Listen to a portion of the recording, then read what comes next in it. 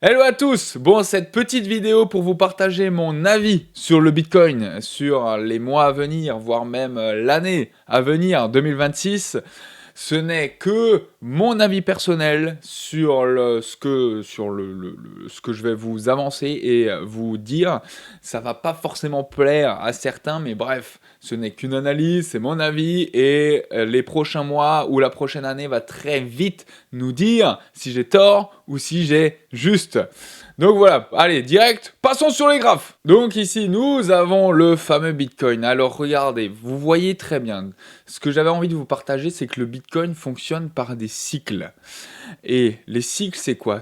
Il fait un bull run, là vous voyez, de plus de 2000%, et après chaque bull run, d'où le fait d'une bulle spéculative, après chaque bulle spéculative, pouf, la bulle elle éclate, et ensuite le Bitcoin se casse la gueule extrêmement. Donc là, il a baissé de plus de 84%. Parce que j'ai même pas pris les plus hauts. Là, vous voyez 84%. Ensuite, deuxième bulle en 2021 et même, ouais, non, même pas, juste 2021. Ensuite, on prend les plus hauts, on va jusqu'au plus bas, 77%. Et chaque nouvelle bulle et chaque nouvelle explosion de bulles spéculatives, donc chaque récession à nouveau, l'amplitude est de moins en moins conséquente. Donc là, par exemple, avant, vous voyez, on avait une baisse de 84%, maintenant on a une baisse de 77% en 2022. Ou alors la hausse là, elle était de 1500% et pas de 2200% comme en 2017. Et ensuite, récession en 2022, et puis, enfin récession, vous me comprenez, hein, explosion de la bulle, et puis nouvelle bulle en ce moment en 2025, où on a eu une hausse de quasi 700%. 700%, ça change des 1500% qu'on a eu en 2021 et des 2000%. Donc voilà pourquoi je le dis que l'amplitude est de moins en moins conséquente et forcément on arrive à des prix aussi mirobolants. Donc c'est pour ça que là, si on est amené à avoir une nouvelle correction, je ne m'attends pas à ce qu'on va avoir une correction de 80% ni de 75% comme avant. Mais je verrais bien, je sais pas, un 65%, pourquoi pas, entre 60 et 65%. Parce que on a maintenant des ETF, on a BlackRock qui a pareil des ETF sur le Bitcoin, il y a plein d'institutions qui sont exposées massivement en Bitcoin, etc. Donc je pense pas qu'on va avoir un gros crack sur le Bitcoin, enfin, ou une grosse crise de 80% ou plus. Donc voilà, déjà ça c'est mon avis, que le Bitcoin fonctionne par cycle. Et du coup, qu'est-ce qu'on a là?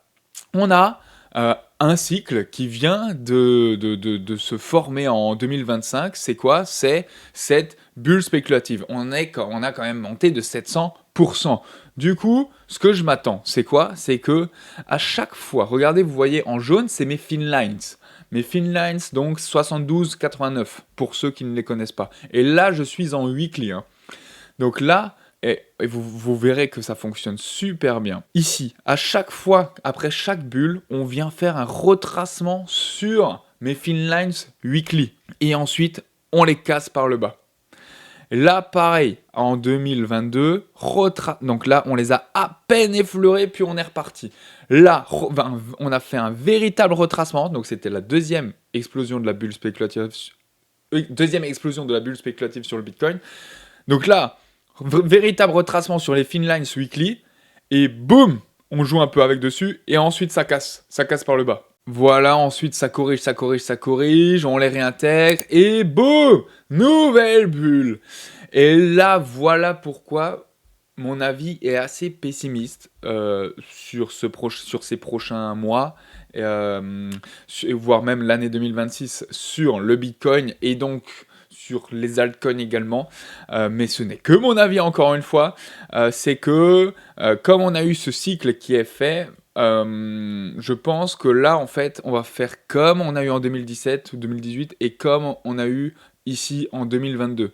Je pense qu'on va ranger là autour des thin lines weekly, voire un peu rebondir, revenir dessus, et ensuite, boum, on va casser par le bas. Et quand on va casser par le bas, on va avoir des prix super intéressants pour acheter.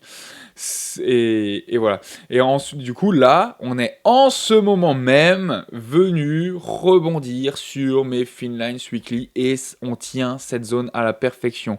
On voit même qu'il y a cette trendline, pourquoi pas, qui fonctionne et sur laquelle, pareil, le Bitcoin vient s'arrêter dessus, qui correspond également à mon à mes Finlines.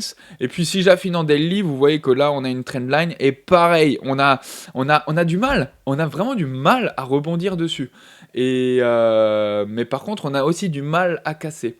Du coup, ça veut dire plus on va rester de temps là-dedans, plus on aura de chances de casser par le bas. C'est simplement de la microstructure, ça pour le coup, que plus on reste sur un extrême, plus on a de chances de le casser. Voilà.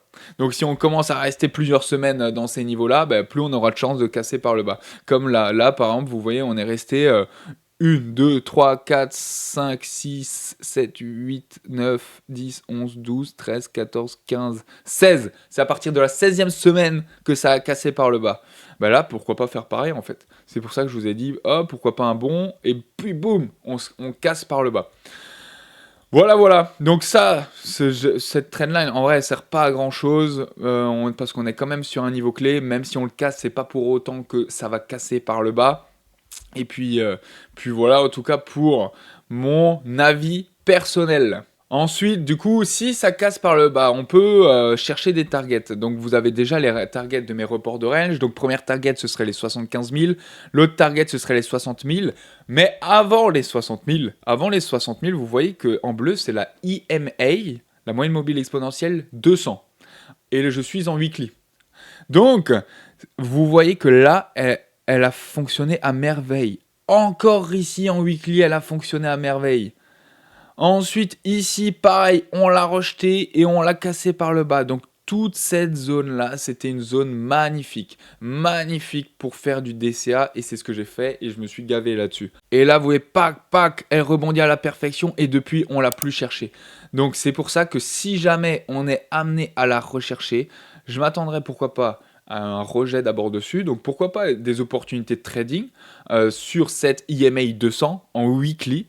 Et si on la casse par le bas, DCA, attire l'arigot, massif, parce qu'après, vous avez de super bons prix à acheter sur le Bitcoin. Voilà, si on casse, on aura une baisse à peu près de 50%, voire plus, sur le Bitcoin. Et à partir de là, je pense que ce sera très intéressant pour acheter. Donc voilà, personnellement, je vais attendre la EMA 200 et donc aller entre les 60 000 et 70 000 pour faire du DCA sur le Bitcoin. Et pourquoi pas, si j'ai complètement tort, donc que le Bitcoin se reprend complètement et refait, pourquoi pas, une dernière jambe haussière, aller chercher les précédents plus hauts et ensuite on verra. on verra. Mais il faudra des catalyseurs de toute manière pour les deux sens, pour aller rechercher les plus hauts ou alors casser par les bas. Il va falloir des catalyseurs.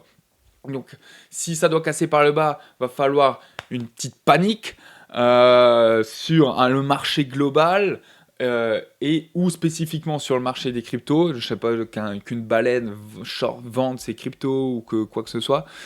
Et pareil, si ça veut rechercher comme certains sont pro-crypto, et croient dur comme fer qu'on va aller refaire des ATH, va falloir des catalyseurs pareils. Va falloir des catalyseurs et que ça rachète massivement pour aller chercher les 120 000 ou plus. Et pour le moment, on les a pas.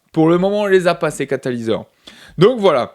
De toute manière, c'est une affaire à suivre. On est sur un niveau très charnière que j'avais call il y a très longtemps pendant mes sessions de trading live. Donc si jamais vous voulez les suivre, on essaie sur Phidias Prop Firm sur YouTube en anglais à faire du trading.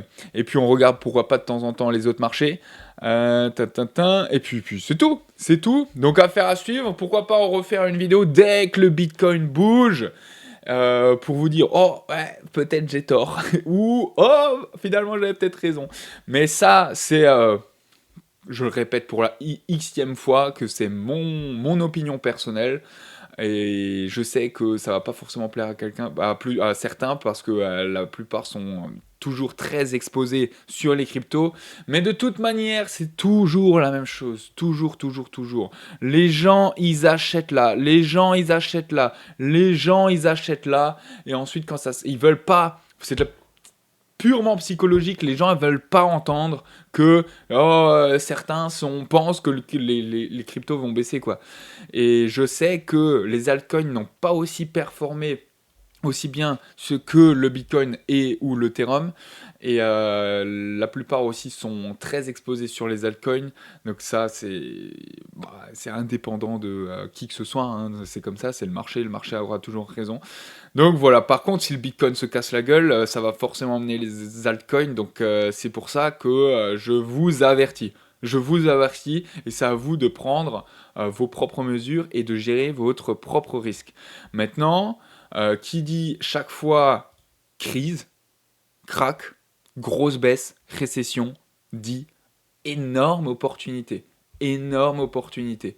Si là, on vient chercher cette EMA 200 et voire même on la casse, énorme opportunité. Voilà. Vous avez les cartes en main. Je vous souhaite un très bon trading. Soyez safe. À très bientôt dans la prochaine vidéo. C'était Florian, trader. Ciao, ciao, ciao. Yo, his name is Florian, he's the NASDAQ hustler. Every day he's grinding, making all them numbers cluster. He's a day trader, living life as a thrill seeker. Analyzing charts, he's the Wall Street sneaker. 9 to 5 ain't his game, it's the stock market flow. Tickers on his mind, watching those numbers grow. Buy low, sell high, that's the name of the game. Florian's in the zone, he ain't playing for fame. Florian's on